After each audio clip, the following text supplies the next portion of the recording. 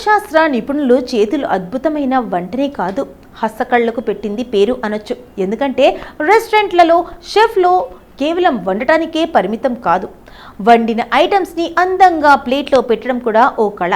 అది ఉంటేనే మంచి షెఫ్ అని పేరు తెచ్చుకోగలరు, ఆ రంగంలో రాణించగలరు. అయితే ఇదంతా ఎందుకంటే షెఫ్లు కూరగాయలతో భలేగా అందమైన ఆకృతులు మలిచి మరి ఫుడ్స్ని సర్వ్ చేస్తారని తెలిసిందే.